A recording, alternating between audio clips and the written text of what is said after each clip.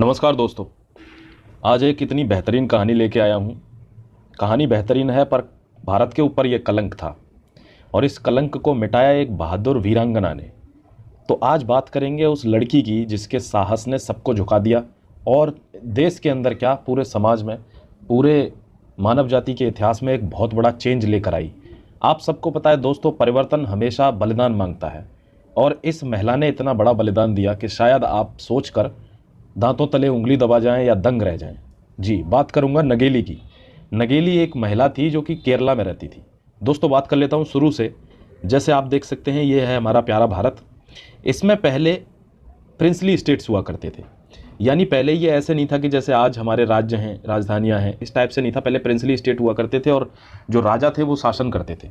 तो कहानी दोस्तों सन 1728 की है, जब मार्तंड वर्मा नाम के एक शख्स ने त्रावणकोर की स्थापना की। त्रावणकोर मतलब समझ रहे हो, यहाँ आप नीचे देख सकते हो, ये जो इलाका है इसको पहले त्रावणकोर कहते थे, त्रावणकोर। और इसकी स्थापना करी थी मार्तंड वर्मा ने।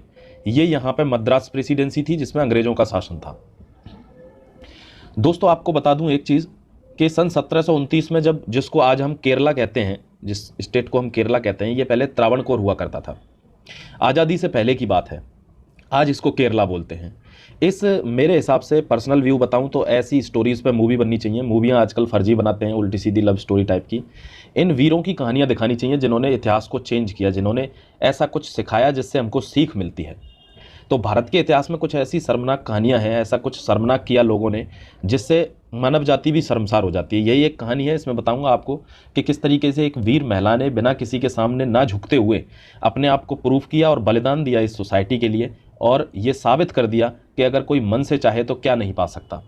ऐसे ही आपको इस कहानी से ये सीखने को मिलेगा दोस्तों कि अगर आपको अपनी गरीबी की जो रेखा है, या फिर जिसके पास कभी नौकरी नहीं है, ये जो बेरोजगारी का कलंक है, अगर ये मिटाना है तो ये इतनी आसानी से नहीं मिटता। किसी भी चीज़ को मिटाने के लिए कलंक जो लगा होता है उसको हटाने के लिए आपको बलिदान देना होता है। तो अगर आपको देखो 4% लोग सरकारी जॉब करते हैं भारत में, बाकी 96% लोग ऐसे ही हैं, कोई ना कोई बिजनेस करते हैं या कोई प्राइवेट जॉब करते हैं। तो अगर आपको इन 4% लोगों में आना है तो आपको कुछ ऐसा बलिदान तो देना होगा जिससे आप इन 4% में डिजर्व कर सकें। तो ये कहानी आपको इसी चीज़ के लिए आज मोटिवेट करेगी। चलिए शुरू करते हैं इस कहानी को।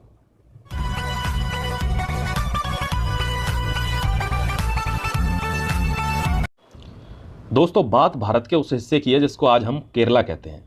केरला में जैसा मैंने आपको बताया पहले राजाओं का शासन होता था। तो उस वक्त पे क्या था दोस्तों कि जब इसकी स्थापना हुई 1729 में, मैंने आपको भी बताया था मार्तंड वर्मा ने जब इसकी स्थापना की, इस जो केरला था आज का उसको त्रावणकोर कहते थे, त्रावणकोर की जब स्थापना की थी 1729 में, इनका राज्य चला था 1758 तक। तो इन्होंने एक कानून बनाया था और वो कानून दोनों के लिए ही था, मैन वुमेन दोनों के लिए। लेकिन वो कानून था ऊपर वाली यानी जो उच्च जातियां हैं उनका निम्न जातियों के प्रति ये कानून बनाया गया था। अब ये कानून क्या था दोस्तों, इसको आपको बता देता हूँ। कानून ये था कि कोई भी व्यक्ति यानी जो निम्न जाति का व्यक्ति होगा वो त्रावणकोर राज्य में अपने सर पर पगड़ी नहीं रख सकता है, यानी अपना सर नहीं ढक सकता है। ये निम्न जाति के लोगों के लिए उन्होंने बोला था। वहीं बात करूं स्त्रियों की, तो स्त्रियों के लिए उन्होंने बोला था कि अगर पुरुष है तो वो पगड़ी नहीं लगा सकता, और अगर स्त्री है तो वो अपने स्तन ढक नहीं सकती, यानी ब्रेस्ट वाला पोर्शन वो ढक नहीं सकती अगर वो निम्न जाति से बिलोंग करती है। तो ये शर्मनाक रूल उस समय उस प्रेसिडेंसी में बनाया गया था। इसका सीधा सीधा इम्पैक्ट क्या हुआ दोस्तों, ये जानेंगे हम इस कहानी में। नंगेली की इस कहानी में वॉरियर फॉर वुमेन राइट्स, वो कैसे महिलाओं के राइट्स के लिए लड़ी, इस कहानी में ये जानेंगे। तो आपको बता दूं कि जब ये कानून बनाया गया ऊंची जातियों के द्वारा, निम्न जो जाति थी उनके ऊपर ये कानून थोपा गया कि उसमें पुरुष होंगे तो वो सर पर पगड़ी नहीं रख सकते, महिलाएं होंगी तो अपने स्तन नहीं ढक सकती, उनको ऐसे ही चलना पड़ेगा। अगर वो ऐसा करते हैं तो उनको एक विशेष प्रकार का टैक्स देना होता था। जो ऊंची जाति के लोग, जो राजा के लोग थे, वो उसको टैक्स को कलेक्ट करते थे। वहाँ पर केरला में एक लड़की थी दोस्तों, एक वीर लड़की जिसका नाम था नंगेली। उस नंगेली ने ये बोला कि मैं ये काम नहीं कर पाऊंगी, मैं अपने शरीर को पूरी तरह से ढक के चलूंगी जैसे उच्च वर्ग की महिलाएं ढककर चलती हैं। और वो इस बात पर अड़ गई। जब इस बात पर अड़ गई तो उस समय जो वहाँ के लोग थे उन लोगों ने राजा से इस चीज़ की शिकायत की कि इस तरीके से वो लड़की बगावत कर रही है। तो उस वक्त पे क्या हुआ कि राजा ने एक आदेश पारित किया और उन्होंने कहा, अपने कुछ ऑफिसर्स थे जो जमींदार वगैरह जो टैक्स कलेक्शन करते थे, उनको कहा कि भाई अगर वो ऐसा करना चाहती है तो आप जाएँ और उसको जाके वहाँ उससे टैक्स कलेक्ट करें।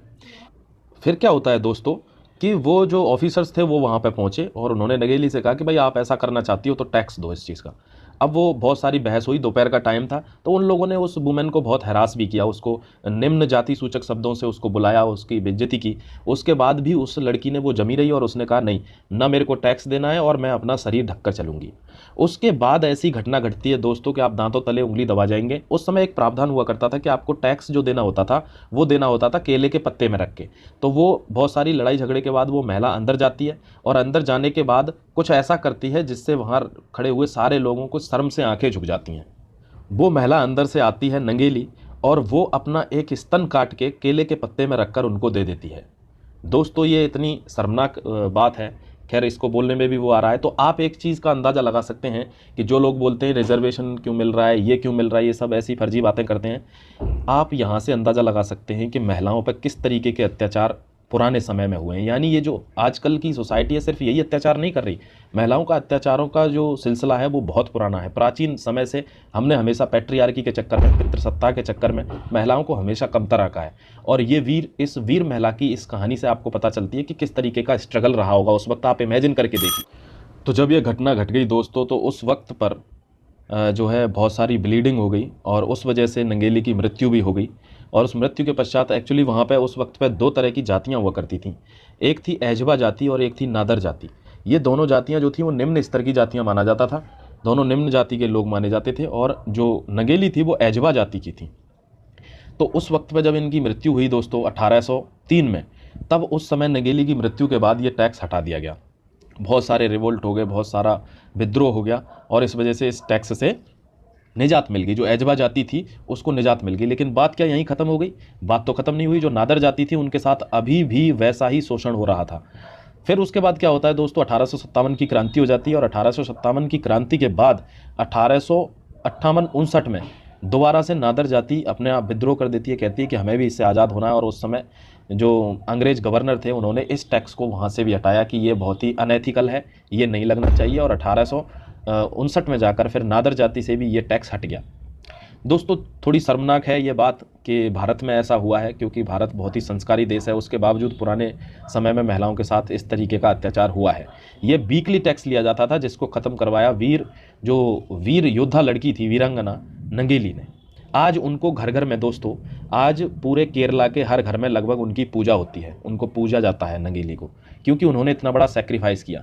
बस इसी चीज़ को मैं आपसे कहना चाह रहा था कि जब बात बदलाव की होती है तो बलिदान किसी न किसी को तो देना पड़ता है। आप इतिहास उठाकर देख सकते हैं।